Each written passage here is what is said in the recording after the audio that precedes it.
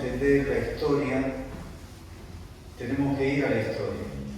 Así que vamos a ir muchos años antes de Cristo, donde encontramos el verdadero valor, el verdadero significado de esta Pascua, y vamos a mirar un poquito también a la historia de nuestra era para poder entender lo que hemos hecho en un momento sobre la Cena del Señor. Así que voy a invitarte a tomar tu Biblia al libro de Éxodo, allí al principio de la Biblia, después de Génesis, y vamos a mirar el capítulo 12, donde leemos: habló Jehová a Moisés y Aarón en la tierra de Egipto.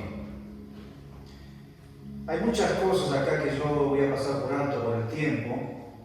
Vamos a buscar un bosquejo, hemos buscado un bosquejo para poder entender un poquito, pero todo lo que voy a decir no es todo lo que está acá. En otro momento vamos a seguir hablando de este capítulo. Dice la Biblia que Dios habló a Moisés, su siervo, y a Aarón, y le dijo: este mes será principio de los meses. Para vosotros será este el primero de los meses del año. Hablad a toda la congregación de Israel diciendo: en el día 10 de este mes, tómese cada uno un cordero según la familia de los padres, un cordero por familia. Mas si la familia fuere tan pequeña que no baste para comer el cordero, entonces él y su vecino inmediato a su casa tomarán según el número de las personas, conforme al comer de cada hombre, haré la cuenta sobre el cordero. El animal será sin defecto, macho de un año, lo tomaréis de las ovejas o de las cabras, y lo guardaréis hasta el día 14 de este mes. Y lo inmolará toda la congregación del pueblo de Israel entre las 2 tardes. Y tomarán de la sangre y lo pondrán en los postes, en el dintel de la casa, en lo que han de comer. Y aquella noche comerán la carne asada al fuego, panes sin levadura, con hierbas amargas, como la ortiga, la chicoria. Lo comerán. Ninguna cosa comeréis de él cruda, ni cocida en el agua, porque eso representa tu pasado que ha quedado sepultado en el bautismo del agua y del Espíritu. Ninguna cosa de él dejaré hasta la mañana, y lo comeréis así, ceñido vuestros lomos, vuestros calzados en vuestros pies, y vuestro bordón en vuestra mano, y lo comeréis apresuradamente. Es la Pascua de Jehová. Y yo pasaré, dice, aquella noche por la tierra de Egipto, y heriré a todo primogénito en la tierra de Egipto, así de los hombres como de las bestias, y ejecutaré mi juicio en todos los dioses de Egipto, yo Jehová, y la sangre os será por señal en las casas donde vosotros estéis, y veré la sangre y pasaré de vosotros. ¡Qué maravilla! Yo no sé cuánto de nosotros, de los que estamos acá, conocemos la historia. Cuando llegamos a Semana Santa, todo el mundo, hoy todo el mundo conmemora esta fiesta. Pero ¿sabe? Cuando nosotros contemplamos la historia, no nos damos cuenta, pero hay alguien en 2 de las fiestas más importantes que nosotros los cristianos recordamos. Hay un usurpador que ha sido enemigo de Dios por siempre. Su nombre es, como quiera llamarlo, Satanás, diablo. Él ha sido y es el enemigo acérrimo de Dios. Y él ha sabido, quiero que prestes atención a lo que voy a enseñarte en esta noche, él ha sabido muy bien cómo robarle la gloria a Dios. Si bien es cierto, esta cena que hemos tomado, o cuando llega la época de este tiempo, todo el mundo se conmueve para recordar a Dios. No debería pasar tanto con nosotros los cristianos, pero lamentablemente tenemos que decir que son muchos los creyentes que han perdido la devoción a Dios. Y Satanás ha sabido cómo sacar al hombre, inclusive a las iglesias, al creyente, del enfoque primario de la adoración a Dios. Por ejemplo, uno de los elementos que usa la Navidad es el árbol, luces de colores, y todo el mundo se concentra en un árbol con luces de colores. Qué tremendo, ¿no? ¿No se ha dado cuenta de eso? Una estrella allí en Belén había alumbrado el cielo, pero miles de luces de colores alumbran el mundo, anunciando el comienzo de la fiesta, anunciando el comienzo de las ventas, anunciando el comienzo de la comida, de gastar el tiempo con amigos, familia. Y Satanás concentró el mundo. Qué tremendo, hermano. Escuche, cuando yo pensaba en esto me conmovía, en un árbol de colores. ¿Sabes? Un día estaba yo en la ventana y dos niñas, pequeñas niñas. Una le dice a su amiguita: mirá, la Navidad. Cuando ella dijo mirá la Navidad, estaba mirando el árbol de colores, las luces de color de la casa. Los niños no dicen Jesús nació, Jesús en Navidad. No, el árbol de Navidad, ese es lo que hay que adorar. Y Satanás ha sido muy hábil para eso. Pero cuando nosotros llegamos a este tiempo de la Pascua, quizá la fiesta más representativa para la historia de la iglesia, del cristiano, Satanás, tremendamente astuto, ha logrado concentrar la mente y el corazón de miles de hombres y mujeres en el mundo en un huevo de Pascua. Impresionante. Todo el mundo corre a los mercados y lleva a su casa un regalo. La gente no sabe. Hoy mi sobrina salía con 2 huevos de Pascua envueltos en papel de oro. De mentira. Uno dice, qué tremendo, ¿no? Y si es más grande, mejor. Ahora se da cuenta, hermano, la aberración. Quiere decir una cosa, me repugna espiritualmente pensar en eso porque veo al diablo. Sí, Señor.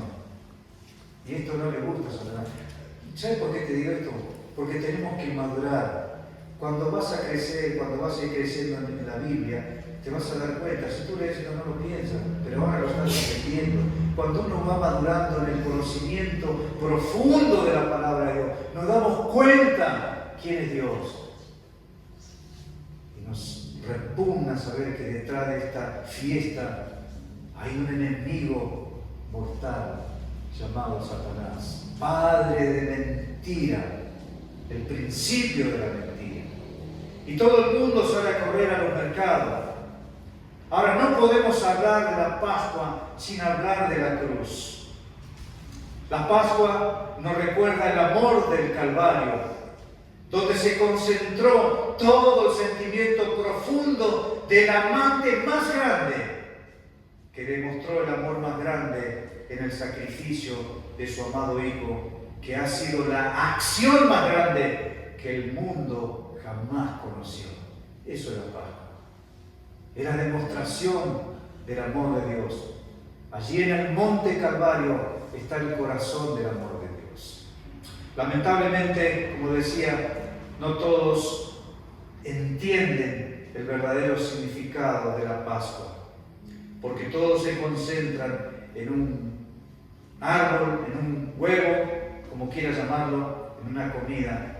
Ahora, la Pascua nos recuerda aquel día cuando Dios habló a Moisés y le dijo que le dijera al pueblo que vayan a buscar un cordero. ¿Sabes? Hoy vamos a hablar de ese cordero, porque la verdadera Pascua que nosotros vamos a celebrar en esta noche, que vamos a empezar al punto y que te va a servir para la adoración de tu vida, cristiana toda la vida, es esto que vamos a pensar en esta noche. ¿Y por qué Dios estableció la Pascua? Para darle al pueblo de Israel, o mejor dicho, de otra manera, iba a ser el comienzo de una nueva vida para un pueblo que iba a salir de la esclavitud de 430 años bajo el régimen de Egipto, de Faraón. Qué tremendo, 400 años de esclavitud. Y Dios le dijo, basta. Y cuando uno piensa en eso, uno se tiene que dar cuenta que la Pascua representa lo que Dios ha hecho en tu vida. ¿Cuánto quedó atrás? ¿Alguna vez pensaste eso? ¿Cuánto quedó atrás de tu vida?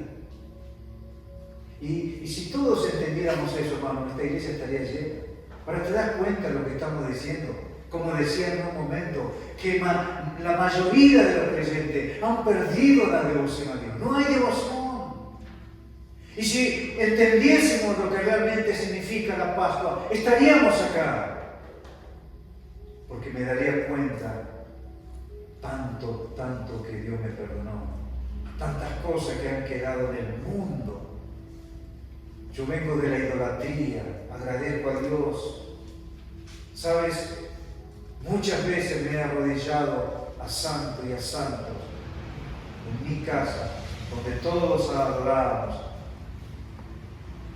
a imágenes que nos metieron como dioses. Y todo eso quedó en el pasado.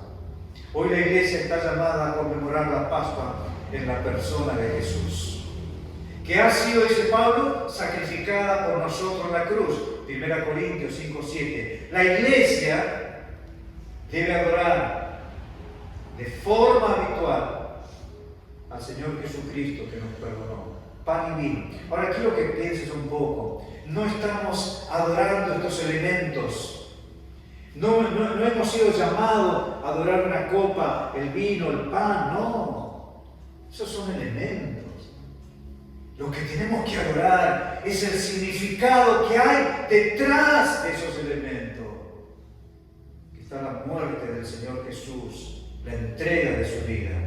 No estamos enfocados en esos elementos.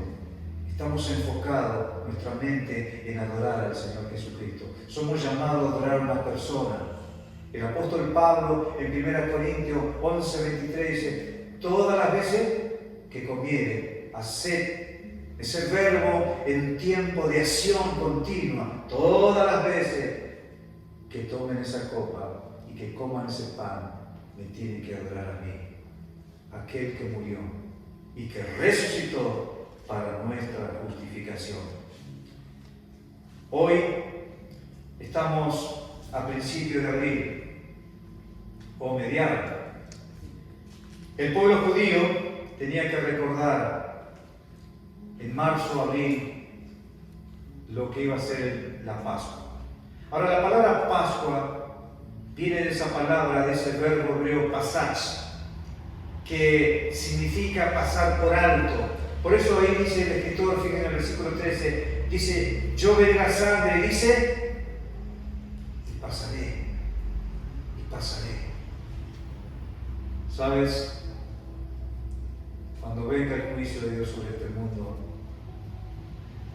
y si Dios no ve la sangre en un hogar, será condenado, será destruido para siempre.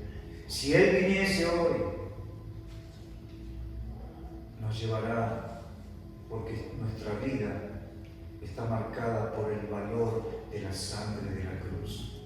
Mi vida tiene el valor de la sangre del sacrificio de la cruz. Nunca te olvides eso.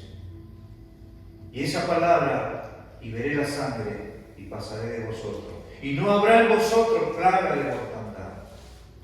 Ahora, la conmemoración de esta fiesta comenzaba a la puesta del sol. El día 14 del mes de Nisan. Ese es el calendario que el judío adoptó de la palabra babilónica. La palabra Abiú también, cananea, también representa el marzo-abril, pero los hebreos tomaron la palabra Nisan para dar comienzo al calendario judío que ellos adoptaron a a partir de esta fiesta de la Pascua y que ellos iban a recordar como perpetua conmemoración de lo que Dios iba a hacer en medio de ellos en esa liberación de los egipcios. Este es el mes donde maduraban las espigas, que daba el comienzo de un nuevo año, el comienzo de una nueva vida. Y el día 10, cada familia tenía que tomar un cordero que tenía que ser inmolado, la sangre untada a los postes. La Pascua y los panes sin levadura estaban íntimamente relacionados para hablar del comienzo de la festividad. La fiesta comenzaba con los sacrificios de los corderos al crepúsculo de la tarde, entre las 3 y las 6 de la tarde. Dice el historiador Josefo que cerca de 3.500 corderos eran sacrificados. Y cerca de Jerusalén hay un valle ahí, no me acuerdo ahora el nombre, donde corría la sangre como un río. Tremendo, ¿no? Si estarían acá los adventistas, me estarían crucificando. Si estarían acá los veganos, pobre, yo estaría preso. Y era lo que Dios dijo, que había que matar a un cordero. Quiero llevarte, vamos a mirar este tiempito que nos queda. No voy a tomar mucho tiempo, porque lo vas a entender. Vamos a hablar de este cordero. El tema que yo he traído es el cordero herido por Dios. Este ha sido el cordero, el único cordero que ha sido herido por Dios. ¿Qué tenemos acá? Observad, lo primero que vemos, lo primero que nos habla la palabra de Dios, el cordero tenía que ser separado. Versículos 3, miremos ahí, mirad. Hablad a toda la congregación de Israel diciendo: en el día 10 de este mes, toda familia, cada familia, tómese un cordero según la familia. De los padres, un cordero por familia. Mas si la familia fuere tan pequeña que no baste para comer el cordero, entonces tenían que ir a su casa a tomar otro cordero por el número de las personas. Conforme al comer de cada hombre haréis la cuenta del cordero. El animal será sin defecto, macho cabrío, lo tomaréis de las ovejas y lo guardaréis hasta el día 14. Qué tremendo, ¿no? Escuchen, dice que el pueblo tenía que tomar un cordero. El cordero tenía que ser cuidadosamente elegido de lo mejor de la manada. ¿Sabes? Esto representa el Cordero de Dios. El gran apóstol Pedro en su primera carta, capítulo 1, versículo 20, nos dice que Cristo, el Cordero de Dios, fue apartado desde la eternidad pasada y manifestado en los posteriores tiempos. Cuando vino el cumplimiento del tiempo, Dios envió a su Hijo, nacido de mujer y nacido bajo la ley. Gálatas 4:4. El cordero tenía que ser separado. ¿Qué nos enseña esto? ¿Sabes? Este cordero fue guardado. El Señor Jesucristo, cuando nació, fue guardado en la carpintería de su padre José. Caminando por las calles de Jerusalén durante, ¿cuánto? 30 años. Él estaba guardado. Y fue aprobado por los hombres cuando se manifestó el tiempo de Dios. En ese tiempo, cuando el Señor Jesucristo comenzó su ministerio. Fue aprobado por Dios, pero guardado. Fue aprobado por los hombres ante el mundo que vieron su vida impecable. ¿Quién es este para perdonar pecado? ¿Quién es este para decir quién me redarguye de pecado? Tremendo. ¿Sabes? Esto nos enseña que tú y yo como creyentes, principio número 1, tenemos que vivir una vida separada del mundo para Dios. No lo busquen, te lo voy a decir de memoria. Anotá 2 Corintios 6:14 al 7:1. ¿Qué dice el apóstol Pablo ahí? No os unáis yugo desigual. ¿Qué comunión tiene el creyente con los incrédulos? Salid, dice Dios, en medio de ellos. No toquéis lo inmundo. Santificaos, dice el versículo 1 del capítulo 7. Purificaos. Llegamos a 2 Timoteo. Pablo, hablando de los siervos, en el versículo 3 le dice que el siervo de Dios que milita no se enreda en los negocios de la vida, separado. Llegamos a 1 Juan 2:15 al 17. No améis al mundo, ni las cosas que están en el mundo. Porque los deseos de los ojos, la vanagloria de la vida y los deseos de la carne no provienen de Dios, sino del mundo. Y el mundo pasa y su deseo. Pero el que hace la voluntad de Dios permanece para siempre. 1 Juan 2:15 al 17. Pregunta. Tenemos que tener cuidado con el mundo. Quizás acá haya alguna persona que todavía tenga que decirle no al mundo. O quizás aquí hayan algunos como Lot que quieren visualizar al mundo como el Génesis y terminó viviendo en la ciudad de Sodoma y de Gomorra. O quizás haya alguno aquí como el pródigo. Dame los bienes, oh Dios, yo no quiero vivir la vida que tú quieres. Y se fue a la provincia apartada y malgastó sus bienes viviendo perdidamente. Me levantaré, iré a mi padre y le diré: Padre, he pecado contra ti, contra el cielo, no soy digno de ser llamado hijo tuyo, pero si quieres, hazme como a uno de tu jornalero. Querido, hay un cordero que fue separado. Y escucha, hermano, Dios quiere perdonar nuestros pecados. Voy a pedir a los hermanos que atiendan acá, por favor. Quiero que entiendan lo que estamos hablando. Estamos hablando de algo que va a marcar tu vida. Si no te separas de aquellas cosas que te atan, Satanás te va a destruir. Hay muchas personas, hay muchos creyentes que no pueden tener una vida como quizás Dios quiera, como solemos decir. Hay muchas familias que Dios nos bendice. Hay muchos matrimonios con muchas divisiones, pleitos. Porque hay cosas que hay que cambiar. Y si Dios quiere bendecir tu vida, vas a tener que renunciar. El Señor Jesucristo allí en Lucas 25 le dijo a aquellos que querían seguirle: el que no renuncia a lo que posee no puede ser mi discípulo. El que no toma su cruz. El Señor Jesucristo le dijo a su propio discípulo: ¿queréis ir vosotros con aquello? Pedro le dijo: tú tienes palabra de vida. ¿A quién iremos? Escuchá, número 1, el cordero tenía que ser separado. ¿Quieres ser bendecido en tu vida? Tenés que separarte del mundo. Tenés que separarte de las malas compañías que influencian tu vida, de aquellas cosas que pueden corromper la espiritualidad y las bendiciones de tu vida, que Dios quiere dar a tu vida. Por eso hay muchos creyentes que dicen: Dios mío me bendice, y uno le tiene que preguntar: ¿estás haciendo los deberes? ¿Estás agradando a Dios?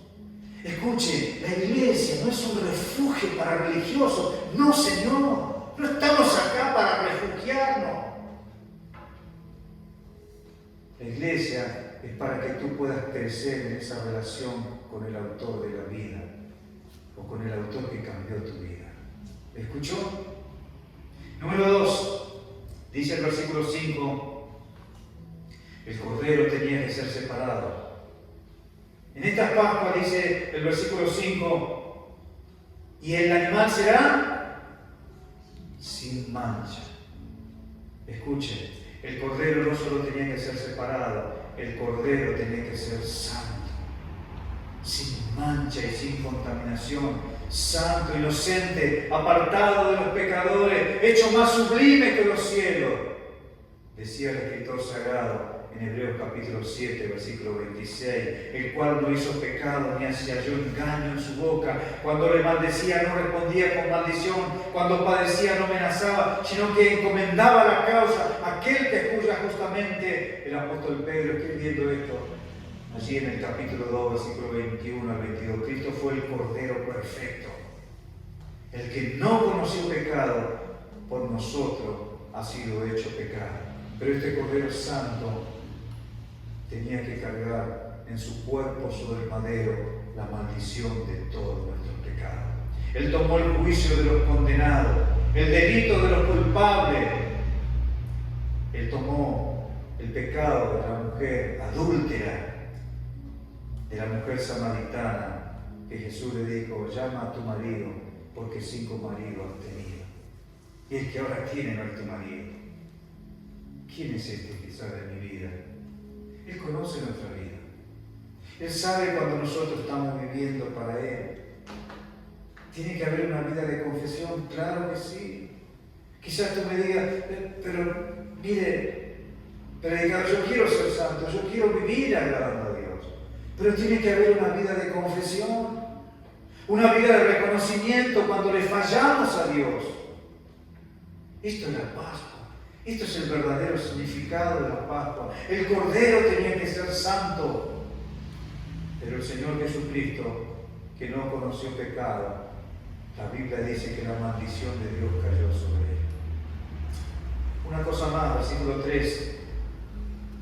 Observe lo que dice: hablar toda la congregación de Israel diciendo: en el día de este mes, tómese cada uno un cordero según la familia de los padres. Un cordero por familia, un cordero por hogar. ¿De qué me habla esto? El cordero tenía que ser el sustituto. No nos podemos salvar. Yo no te puedo salvar. Nadie te puede salvar. Otro no te puede salvar. Tú tienes que aferrarte y tenemos que aferrarnos al Cordero de Dios. Él es el único sustituto en el cual hay salvación. Él es el único camino. O como dice allí la palabra de Dios en Hechos capítulo 4, en ningún otro hay salvación, porque no hay otro nombre debajo del cielo dado a los hombres que podamos ser salvos. Él es el Cordero sustituto, el justo muriendo por los injustos, dice el apóstol Pedro en el capítulo 3 de su primera carta, versículo 18. ¿Sabes? Él tomó el lugar de Barrabás. Allí fue el soldado romano a la cárcel y llama a este delincuente, a este quebrantador de la ley, y le dice: Barrabás, hoy eres muy afortunado. ¿Por qué? Un tal Jesús de Nazaret ha tomado tu lugar en el Calvario y vas a quedar libre. Qué tremendo, ¿no? Y sí, así fue. El Señor Jesucristo murió en el lugar de Barrabás. Y sabes, nosotros muchas veces no nos damos cuenta, pero el Señor Jesucristo fue el que cargó sobre su vida toda la maldición de nuestros pecados. 2 cositas más para terminar.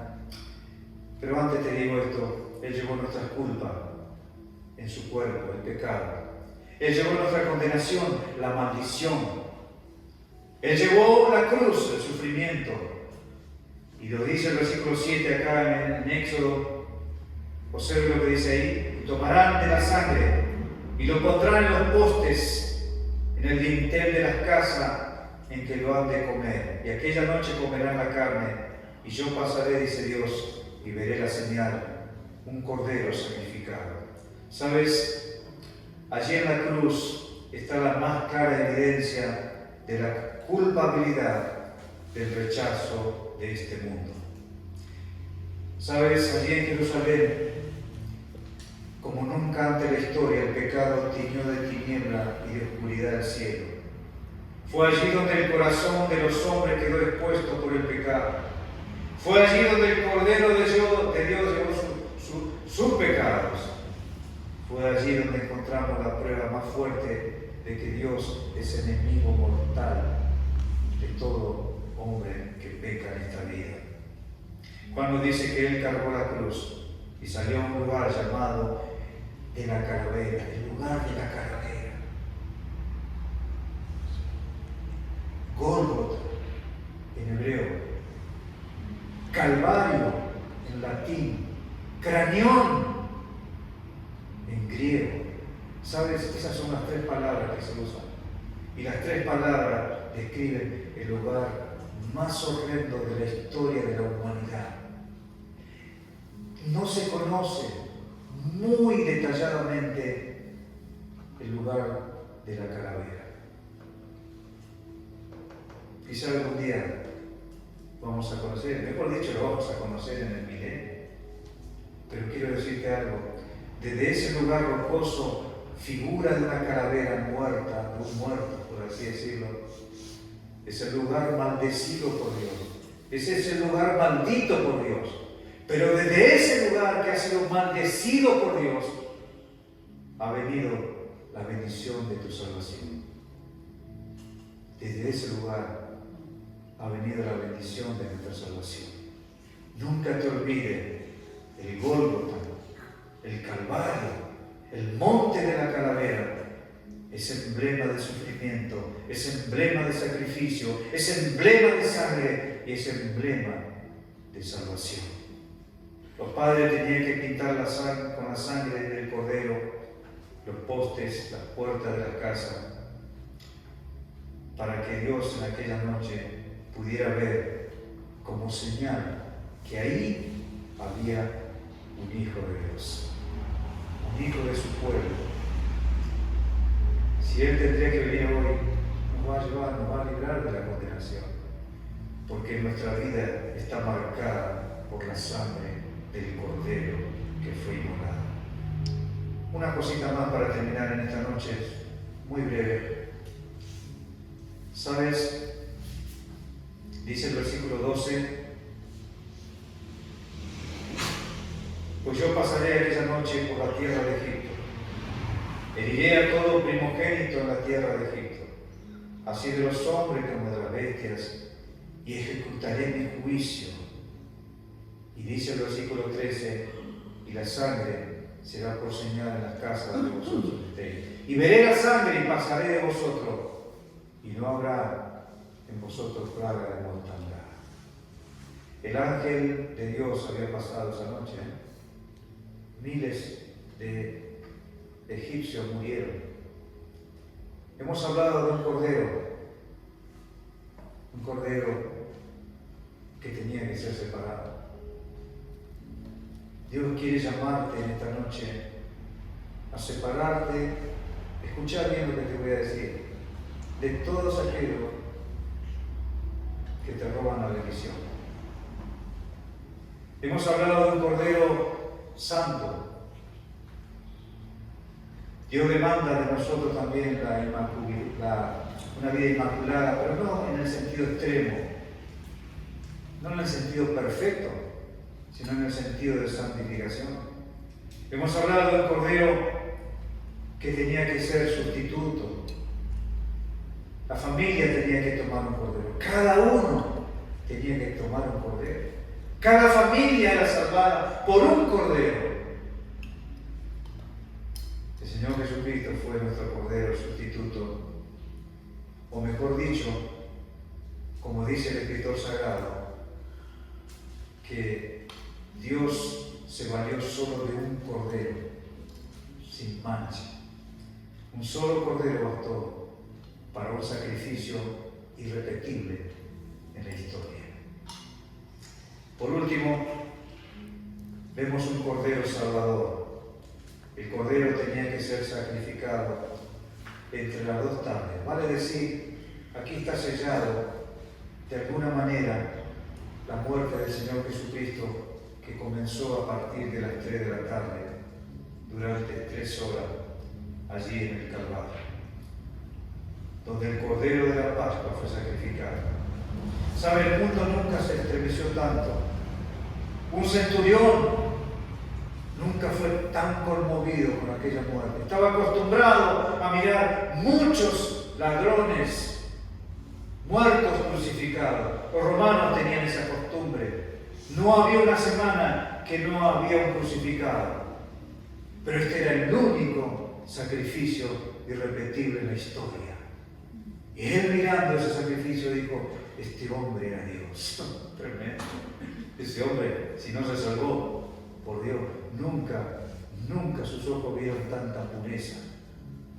Una sangre carmesí que podía perdonar su pecado.